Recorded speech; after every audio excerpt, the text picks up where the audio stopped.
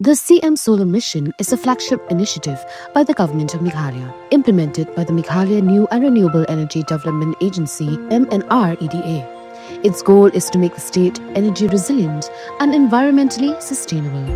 CM Solar Mission is a program designed to be affordable and accessible. Small households only need to contribute 10% of the cost.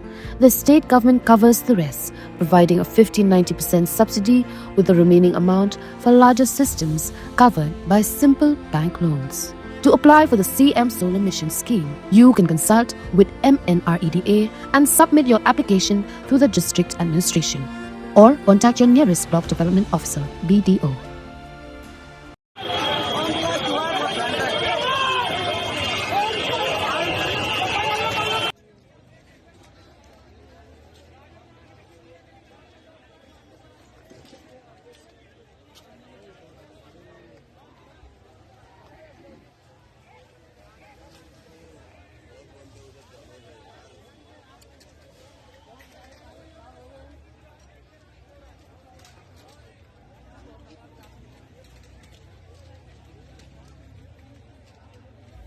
Kendai ngot ki beriau kila kelat, bat bon ngot ki weipat kila mensau, habak ladon kejing thai ubom hapo kuri ke kali ke bayang hajan ke Redford Delhi, hagajan miet jang kishpau terik unai wiang arajar arpusan.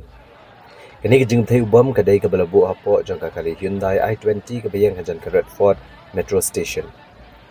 Kihak pula ke Delhi kila pentip bakani ke kali ke badan rengkat bagi beriau hapo jang ka kalayat bat kalit banyang hajan ke Redford Traffic Signal. Bat agak kejing thai ke pejur laduk no kejing embryo bat bon ngot kila mensau. Bat wat kiwe kali ke berenlang agak kejaka kila jular na agak kejing thai ubom. Kini kejing ja kila pensyap tiang bat pensiir ki padba bak sorkar kila penmena ban pikir bat ban husiar hakal yang kejaka ke bagongsan ke badan Delhi. Ki kali pelip ding ki kali kit nongpang kila wan poi shikene kejaka bat ki kenhon joka anti-terror squad bat ke Delhi Police Special Cell. Kila don hakene kejaka ban kemi kejing long jingman bat ban penlong ya kejing toket dalor kene kejing ja bat kamtam ban lap no ki brio ne ki kenhon ki badan keti hakene ke kamrunar kem dan syo ke mensia metip blam dan cheme kejing em jo ki brio ke baloi.